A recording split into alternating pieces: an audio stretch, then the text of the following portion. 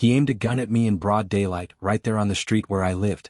What he didn't know was that the man he was pointing it at had spent 10 years as a Navy SEAL, trained to stop threats before they truly begin. Before we dive in, comment which country you're watching from. Let's see how far this story travels. I moved into Oak Ridge Meadows for peace.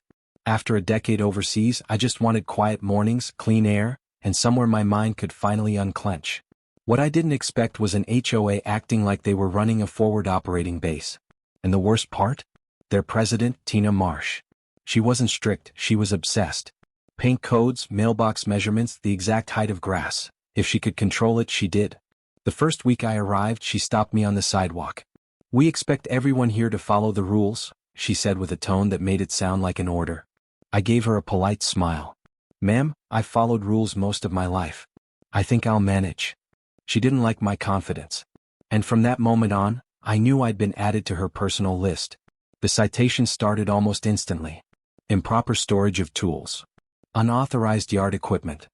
Then came the unannounced checks by her so-called HOA security team.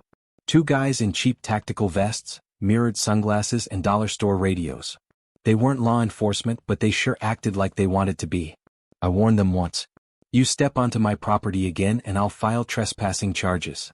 The taller one, Mason, grinned like he thought he was in a movie. "We've got authority here," he said. "Not over me," I replied, shutting the door in his face. That should have ended it. But people like them don't stop until someone shows them where the line actually is. It was around 1 p.m. The kind of heat where the asphalt ripples like water. I was walking home from a friend's place a block away. Quiet afternoon. Kids' bikes tipped over in yards, sprinklers ticking in slow arcs. Then a white pickup jumped the curb and blocked my path. No hesitation. No warning. The doors flew open and out came Mason on one side and his jittery partner on the other, both wearing those ridiculous HOA vests like they were going on a tactical raid. "Afternoon," Mason drawled, smug as ever. "We've had reports you're violating property regulations. Got a minute to talk?" "Not today," I said, moving to step around him. He shifted into my way. The twitchy one rested a hand on his holster. That's when I saw it. A real firearm, not a prop, not some airsoft toy. Cold steel. Loaded. Aimed in my direction. "Don't move," the twitchy one barked, voice cracking. "We just need to ask some questions." My hand slid behind my back, fingers wrapping around the Glock 19 I always carried. Licensed, loaded, completely legal. I kept my voice level. "You're not police. You've got 3 seconds to take your hand off that weapon." They didn't move. The gun stayed pointed at me, sunlight flaring off the barrel. Everything around us fell silent. My body shifted on instinct, balanced, calm, ready. I wasn't angry. I was calculating. They thought they were intimidating a homeowner. They had no clue they'd just drawn on a seal. "Look," I said quietly. "Walk away now and no one gets hurt." Mason smirked. "You think the street's yours? You've ignored warnings. You've ignored fines. That ends today. You call pointing guns at residents enforcement?" I asked. "That's not authority. That's stupidity." The twitchy one spoke again. "We can do this the easy way or the hard way." "You don't want the hard way," I warned. But Mason, overconfident and clueless, scoffed. "He's bluffing. Hands behind his back like he's scared." He had no idea those hands were already on a trigger. The twitchy one suddenly jerked his arm up. That half-second of reckless motion was all it took. 3 shots split the afternoon.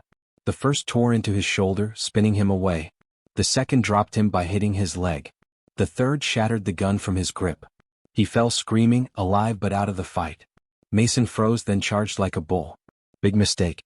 I stepped sideways, caught his wrist, twisted hard, and drove my elbow into his ribs. Once, twice, until something snapped. He collapsed, gasping as the strength left his body. "Stay down," I ordered. He didn't try to get up. He couldn't.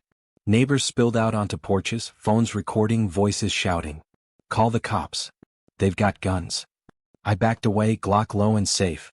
"Self-defense," I announced clearly. They drew first. Sirens echoed in the distance. The fight was over, for me. For them, it was just starting point. 3 police cruisers tore into the neighborhood, lights bouncing off every window and mailbox. Within seconds, officers spilled out with weapons raised. "Hands where we can see them," one of them shouted. I lifted my hands slowly, steady as stone. "My firearm is holstered, licensed, and safe," I said clearly. 2 suspects down. One discharged a weapon at me. Both were impersonating law enforcement. An officer stepped forward, removed my Glock, and passed it to another deputy. "Stay right there," he ordered. "Trust me," I replied. "I'm not going anywhere." They cuffed me anyway, standard procedure when shots are fired, while paramedics rushed past to treat the two wannabe enforcers. Mason lay curled near the curb, clutching his ribs, barely able to breathe. The twitchy one was pale and sweating, muttering nonsense while medics worked on the bullet wounds in his shoulder and leg. I heard him whisper, "Karen, she told us," she said. "Scare him?" The name snagged in my mind. Karen Marsh. HOA president. The puppet master. Minutes later, a familiar SUV rolled up, Sheriff Daniels.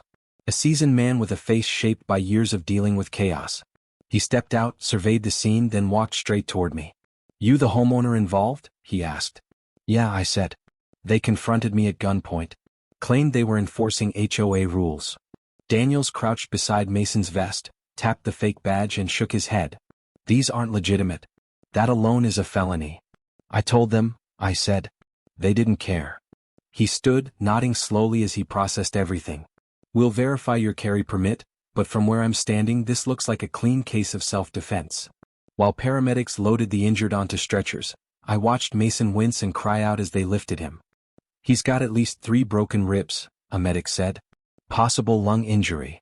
The twitchy one looked worse, pale, shaking, drifting in and out of awareness. He'd live, but surgery and pain were guaranteed. Officers began interviewing neighbors. Every camera angle, every phone recording told the same story. 2 fake HOA enforcers confronting a resident with a gun, me responding only when threatened. Sheriff Daniels later motioned for me to step aside. "You handled that better than many trained officers," he said. "Military background?" I hesitated, then nodded. "Navy SEAL. Still active reserve." He gave a low whistle. "That explains the accuracy. But for your sake, let us handle things next time." "Next time," I said calmly, "they won't get close." By the next morning, the entire neighborhood knew what happened. Word traveled fast, videos, porch cams, eyewitnesses. No one doubted who the aggressors were. The DA didn't waste time. Charges stacked up fast. Impersonating law enforcement. Aggravated assault. Criminal trespass. Attempted armed intimidation. The gunman spent 2 weeks in the hospital. His shoulder had to be rebuilt. His thigh was reinforced with metal rods. He wouldn't run again, ever. Mason's injuries were worse. He had 3 cracked ribs, a punctured lung, and permanent nerve damage that forced him into a limp for life. During questioning, both of them spilled everything. And all roads led back to one person. HOA President Karen Marsh.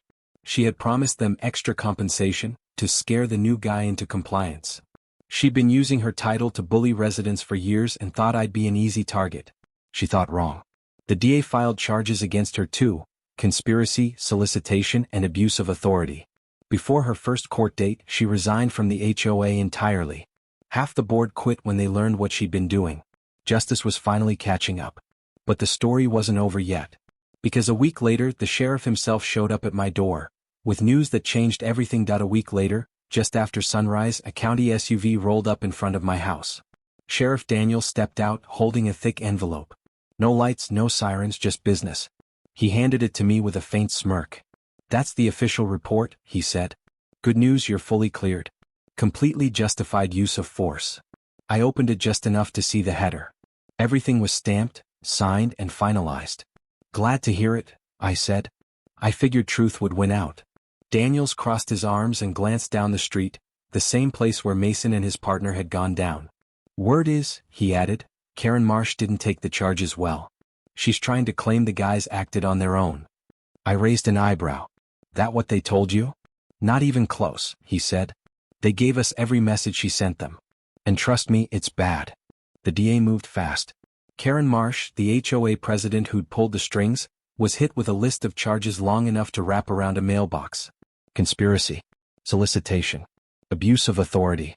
Attempting to coerce residents through intimidation. Her punishment came swiftly. 18 months in county jail. $50,000 in fines. A permanent ban from ever serving on any HOA board. Her fall from power was loud, and well-deserved. As for Mason and his twitchy partner, sentencing came next. The gunman got 6 years in state prison and $30,000 in fines. The judge didn't hold back, especially after the body cam footage showed him aiming at me first. His injuries kept him in the hospital for weeks, shoulder rebuilt, leg stabilized with rods. Walking would never feel the same again. Mason got 4 years and $25,000 in fines. He spent 9 days in the hospital recovering from broken ribs, a punctured lung, and nerve damage that left him limping permanently. He'd never play tough guy again. When the sheriff finished giving me the rundown, he tucked his hands into his duty belt and shook his head. "You know," he said, "most people wouldn't have stayed calm the way you did. You kept it clean. Controlled. That's rare." "I didn't want a shootout," I replied. "I just wanted them off my property." "Well," he said with a half smile, "half the HOA board quit last night. Looks like you did the whole neighborhood a favor." "Then it's already a better place," I said. After he left, I stepped out onto the sidewalk, the same spot where everything went down. Cars rolled by. Kids played again. The street felt normal, peaceful, the way it was supposed to be. For the first time since moving in, the neighborhood felt like home. Later that evening, I recorded a message for the people following the story. "So what do you think?" I asked. "Was that justice? Or just a man defending himself like anyone would have done?" I looked into the camera one last time. "And tell me, what would you have done if fake HOA security pointed a gun at you in your own neighborhood?" The story was finished. The trouble was gone. And peace finally was mine.